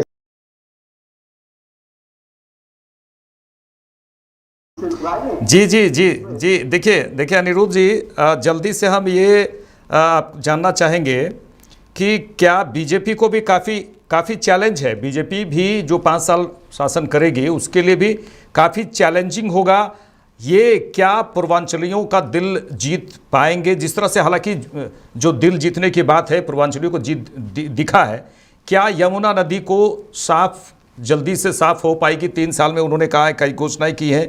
क्या शीश महल की बात जो है, मुख्यमंत्री जिस तरह से अरविंद केजरीवाल ने शीश महल का बनाया, उस तरह से जो ज़मीनी स्तर पर मुख्यमंत्री वहाँ पर काम करेंगे, लोगों के बीच मिलेंगे जुलेंगे, शराब के मुद्दे पर जिस तरह से फंसे हैं, किस तरह से शराब नीति अलग से कुछ होगा, और गंदे पानी सीवरेज की बात करें, शिक्षा की बात करें, स्वास्थ्य की बात करें, भ्रष्टाचार की बात करें, तो बीजेपी को भी पूरी तरह से कंट्रोल करना पड़ेगा। तमाम चीज़ों को वायदे करना आसान है।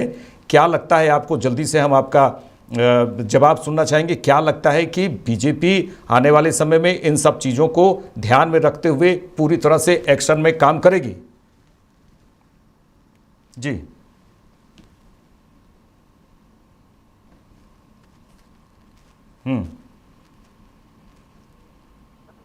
थोड़ा सा तकनीकी कारण से फोन कट गया, एक बार फिर से आवाज सुनाएंगे। जी, देखिए अनिरुद्ध जी,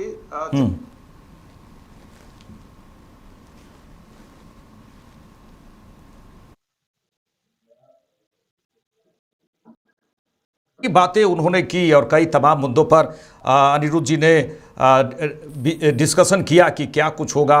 और अब एक चैलेंजिंग की तरह तो बीजेपी को है, बीजेपी के लिए भी एक चैलेंज है कि अब हम जो तमाम मुद्दों पर घेरे हैं, तमाम मुद्दों पर जो आप पार्टी को घेरा गया है, वो देखने वाली बात होगी क्या होगी। अनिरुद्ध जी से हम जुड़ चुके हैं। अनिरुद्ध जी, जल्दी से हम आपका ये जो लास्ट बातें हैं वो करेंगे कि और ये क्या स्वास्थ्य हो, शिक्षा हो, भ्रष्टाचार हो, गंदी जो यमुना नदी के गंदे पानी की बात हो, और तमाम जो बातें हैं, वायु प्रदूषण, क्या अब दिल्ली पूरी तरह से वायु प्रदूषण वहाँ पर नहीं होगा? हालांकि बीजेपी को भी चैलेंज है, इन सब चीज़ों को करना है। 5 साल का समय जनता दे रही है। जल्दी से ये बताएं कि बीजेपी क्या अपने जो वायदे हैं उसे पूरा करने के लिए पूरा एक्शन में आ जाएगी, या फिर कुछ ना कुछ ढील जो होता है वो देने की कोशिश करेगी, या फिर जनता जब शासन होता है तो फिर जनता की बातें जो है गौण हो जाती हैं? क्या लगता है आपको?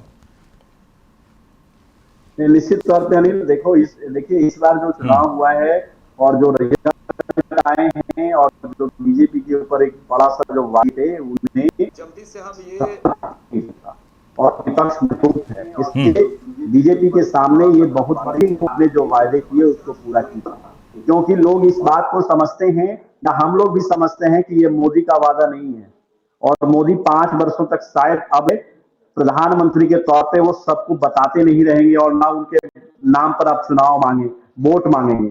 तो मोदी अब बस बहुत कम दिनों के लिए भारत में एज ए राजनीतिक रूप से सक्रिय हैं, तो इस बात को समझने की जरूरत है। और 5 वर्ष हमको लगता है कि 5 वर्ष भी नहीं, क्योंकि अगली जो चुनाव होगी, जहां तक हम समझ पा रहे हैं, 2029 में पूरे फिर से एक बार लोकसभा और विधानसभा का 1 इलेक्शन होना है, तो और वो लोकसभा के साथ ही होना है।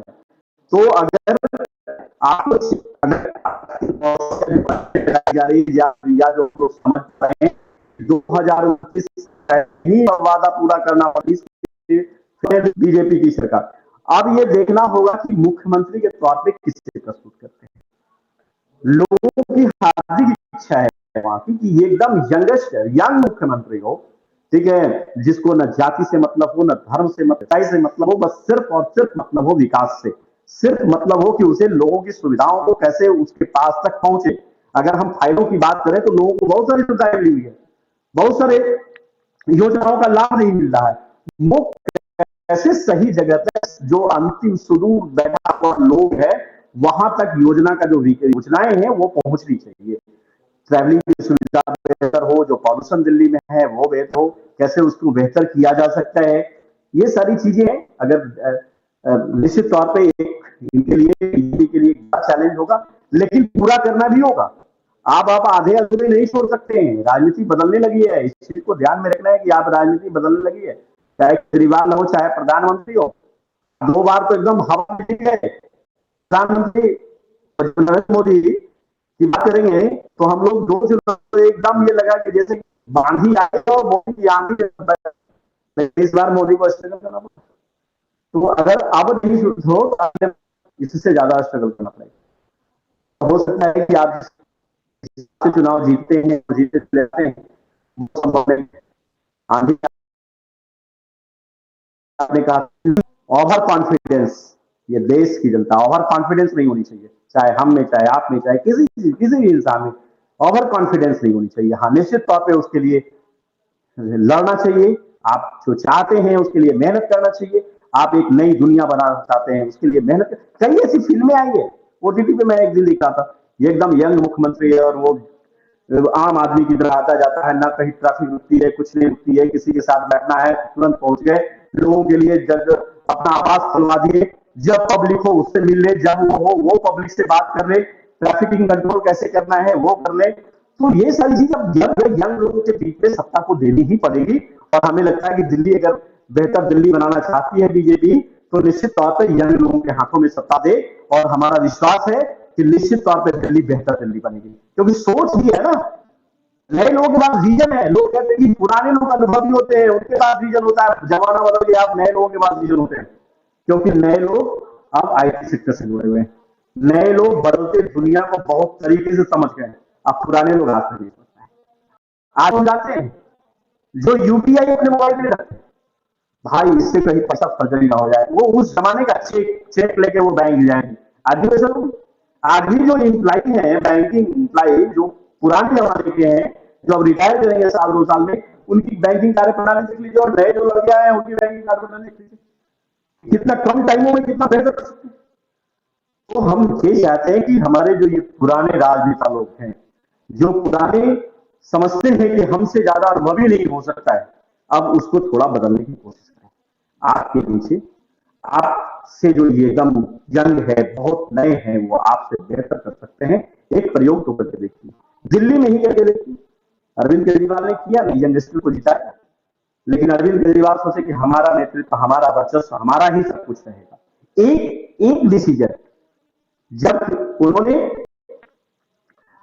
जो एकदम कहा जाए कि कब से एकदम आपके आंदोलन के साथ थे, एक कवि थे, उन्होंने कविता गाकर आपके लिए पैसे इकट्ठा किया था, और एक सीट उनको आप राज्यसभा का नहीं था, और आप वैसे लोगों को सीट दिए, पूरे देश में बतानी हुई आपकी, आपने वो सीट बेचा। ये लोगों के पास प्रमाण नहीं है कि आपने सीट कितने बेचे, हम लोगों को जानकारी है कि आपने सीट बेचा, कहां चली गई आप। और वो निश्चित तौर पर राज्यसभा में रहते तो बेहतर करते, तो आपने वैसे लोगों को दिया। आप किरण बेदी आपके आंदोलन में साथ थी, बाद में किरण बेदी यही लोग, लेकिन आपके आंदोलन में तो साथ थी। झंडा लहराते हुए अन्ना हजारे के बाद हमने देखा था, वो 2-3-4 लोग जो हैं आज इधर उधर बिखर गए। तो ये चीज समझना चाहिए। और हम तो एक ये भी कहना चाहते हैं कि ये जो उप मुख्यमंत्री थे दिल्ली के, ठीक है, ये क्यों नहीं समझ पाए? ये तो पत्रकार थी, इन्हें तो पत्रकारिता आती थी, ये तो दिल्ली को और बहुत पहले से समझ गए। ये कहां गड़बड़ा गए, अब उनको खुद चिंतन मंथन करने की जरूरत है। बहुत कुछ हो जाएगा, लेकिन मुझे पता है कि अगर आप पत्रकार हैं और विशुद्ध पत्रकार हैं, सिर्फ पत्रकारिता ही आपकी कैरियर रही है, तो आप इतना नीचे नहीं गिर सकते। अगर आप पत्रकार हैं तो हम जानते हैं कि आप किसी के पैर पे नहीं गिर सकते हैं, चाहे वो कोई भी व्यक्ति हो। लेकिन कहता है कि वही फिर आ जाती है कि राजनीति का यही तकाजा है, जीत की जनता को हेतु बना के सत्ता पाना है, सत्ता पाने के बाद तो फिर वही करना है तो मेरी मर्जी होगी। तो हमें लगता है कि ये सब मर्जी बहुत कम दिनों तक चलने वाली है। अगले 10 सालों के बाद जो है राजनीति बहुत कुछ चेंज रहेगी, और अब अगर नहीं सुधरे अभी लोग तो फिर उन्हें सबको मार्गदर्शक टीम ही में रहना पड़ेगा, चाहे वो बीजेपी का हो, चाहे वो केजरीवाल का हो, चाहे नीतीश कुमार का हो, चाहे किसी का भी हो, सब मार्गदर्शक टीम में बैठेंगे और देखेंगे बाहर। जी जी जी।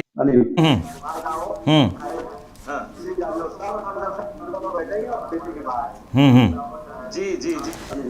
चलिए, बिल्कुल सही बात आपने कहा है कि कई बातें अनिरुद्ध जी ने कहा कि क्या कुछ बीजेपी को करने की ज़रूरत है, आने वाले समय में क्या कुछ करने की ज़रूरत है और किस तरह से आगे बढ़ने की ज़रूरत है, और यंग मुख्यमंत्री की भी दिल्ली को ज़रूरत है। हमारे साथ हमारे वरिष्ठ सहयोगी अनिरुद्ध जी जुड़े और तमाम बातचीत हमने उनके साथ की। आपका बहुत बहुत धन्यवाद।